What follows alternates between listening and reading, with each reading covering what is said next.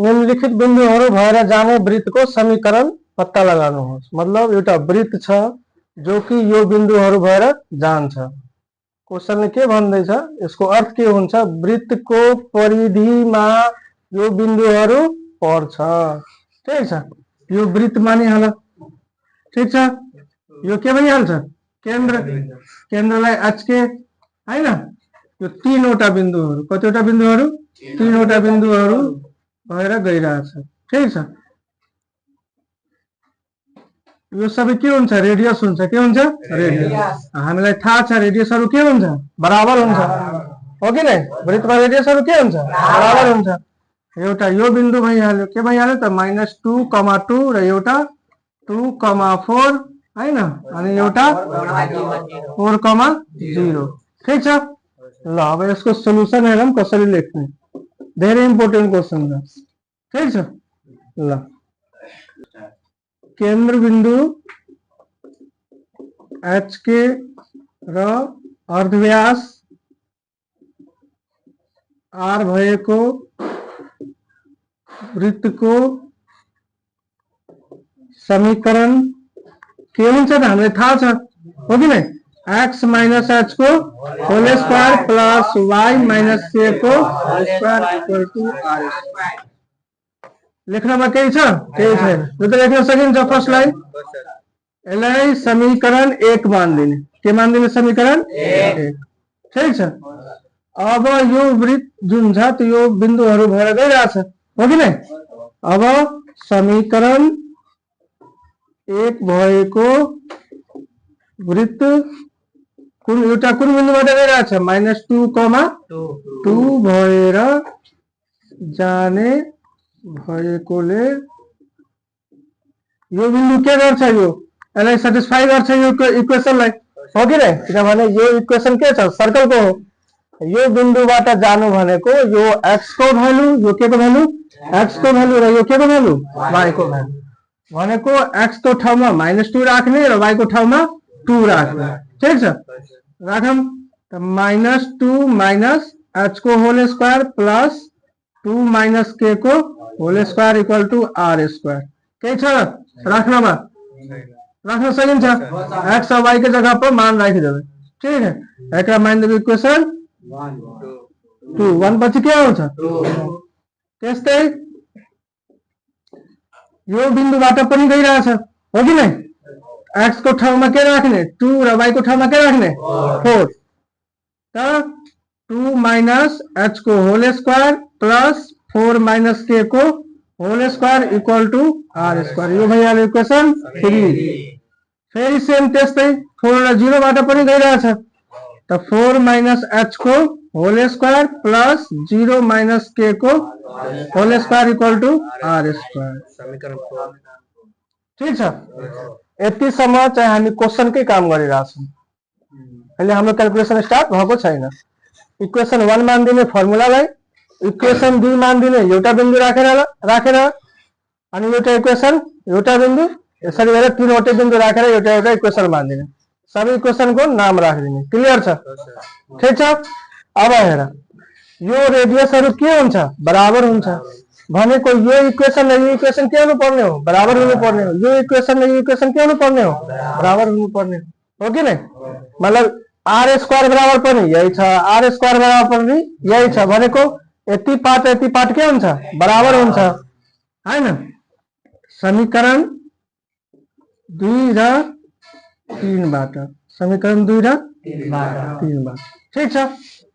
समीकरण 2 लाई तोडौँ। a minus b को होल स्क्वायर, a भनेको कति हो, -2 र b भनेको कति हो, ठीक छ।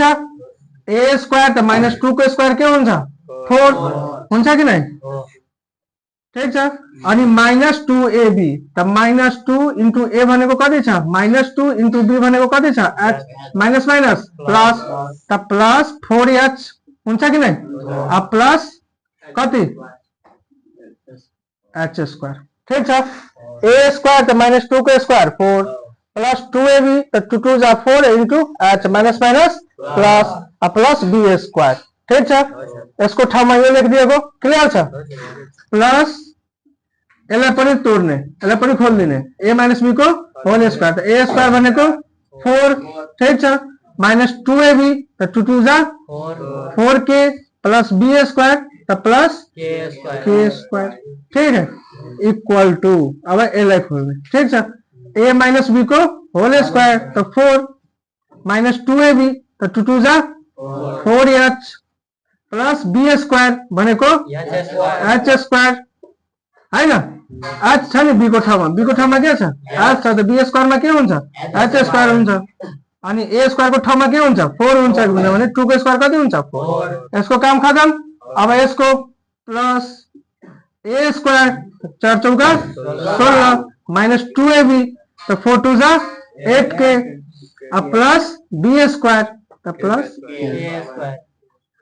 प्लस k स्क्वायर र प्लस k स्क्वायर के हुन्छ क्यान्सल प्लस h स्क्वायर र प्लस h स्क्वायर के हुन्छ क्यान्सल प्लस 4 र प्लस 4 के हुन्छ क्यान्सल ठीक छ प्लस 4 र प्लस 4 के हुन्छ क्यान्सल हुन्छ अब हेर अब के गर्ने यहाँ जति काम हुन्छ नि त्यसमा हल्का केही सिम्बल राखिदिने कि यसको काम खत्म छ अब h वाला टर्म लेखौं त 4h माइनस 4h यतापट्टि आएर के भइहाल्छ प्लस 4h हुन्छ कि नै अब k को टर्म के छ यहाँ माइनस 4k यहाँ पनि होला माइनस 8k यतापट्टि आएर के भइहाल्छ प्लस 8k अच्छा k को काम खत्म अब यहाँ के छ एउटा 4 बाँकी छ प्लस 4 र एउटा के बाँकी छ माइनस 16 बराबर 0 हेर त सबैको काम भएको छ कि नै एकदमै ध्यान दिएर गर्ने ठीक छ और पनि लेख्ने है और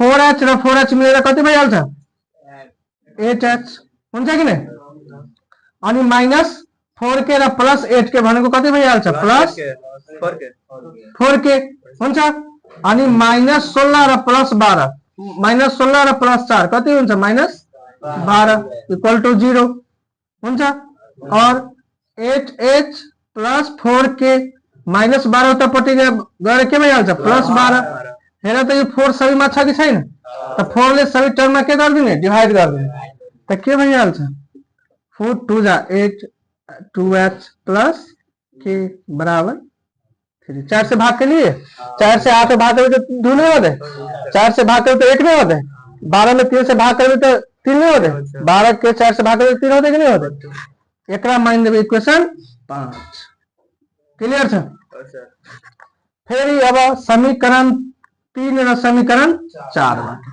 सेम गर्ने त्यसले समीकरण 3 र समीकरण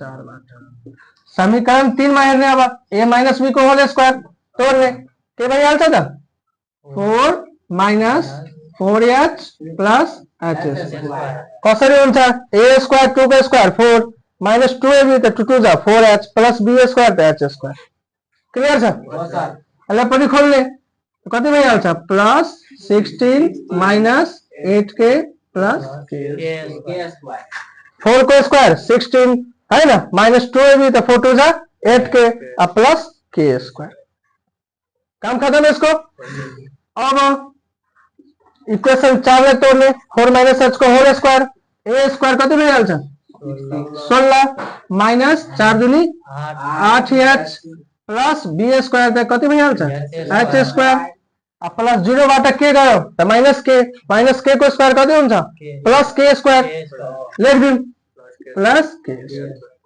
के गर्दिनु त अब plus h square cancel plus k square cancel ठीक छ के भनेको मैले अब h वाला टर्म लेख्ने त माइनस 4h अनि यता के छ माइनस 8h छ त्यतापट्टि आएर के भइहाल्छ प्लस 8h हुन्छ कि नै यसको र यसको काम हामीले खत्म गर्छौं अब k को पालो त माइनस 8k अनि यताबाट छ के छैन छोड दिनु अब k को पालो आयो कांस्टेंट नम्बर को कति छ यहाँ प्लस 4 यहाँ कति छ प्लस 16 फेरि ध्यान दिने प्लस 16 छ यहाँ अनि यहाँ पनि प्लस 16 छ के गर्न सकिन्छ मजाले काट्न सकिन्छ नि कति बाँकी रह्यो अब 0 हेर त सबै टर्म आयो कि आएन minus 4h plus minus 8h यतापट्टि आएर प्लस 8h माइनस 8k यतापट्टि के छँदै छैन हो कि नै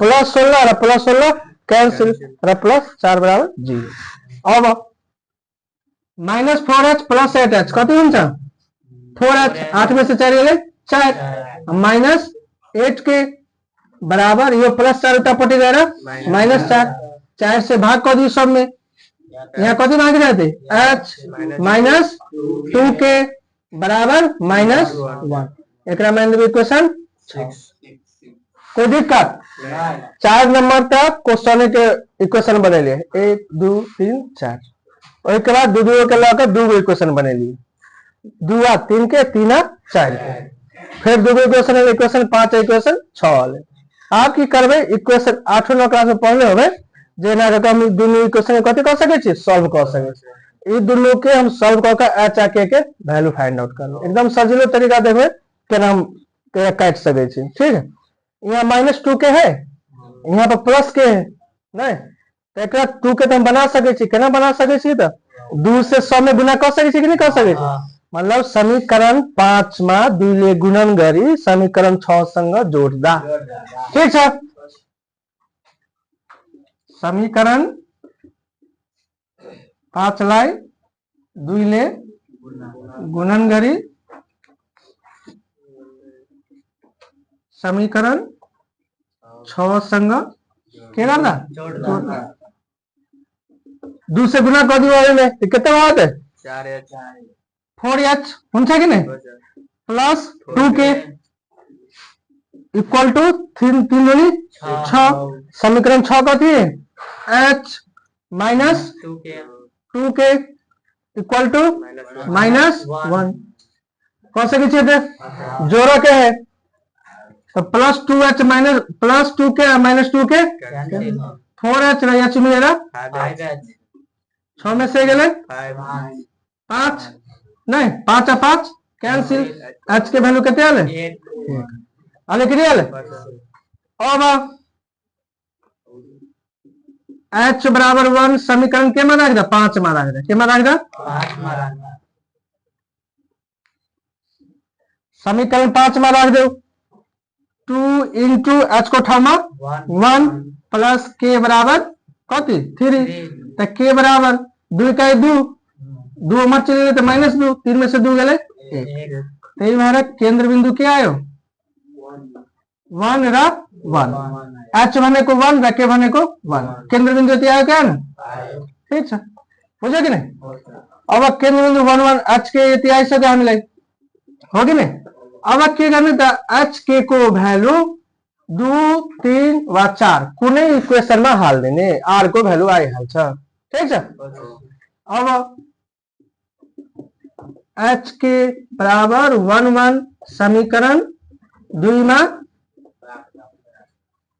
राख दे समीकरण 2 में राख दो कति h को भ्यालु 1 छ त -2 -1 को होल स्क्वायर प्लस 2 -1 को होल स्क्वायर इक्वल टू कति r स्क्वायर -2 -1 -3 के स्क्वायर कितने होते 9 माइनस के स्क्वायर प्लस हो जाए तो 9 अब प्लस 2 में से गए 1 के स्क्वायर कितने होते 1 होते 9 प्लस 1 बराबर r स्क्वायर r बराबर कति हो जाए √10 9 1 10 r स्क्वायर बराबर 10 तो r बराबर √10 आप देखियो केंद्र बिंदु चल रहे रेडियस चल रहे तो वृत्त के समीकरण नहीं चल रहे हाँ ठीक है अब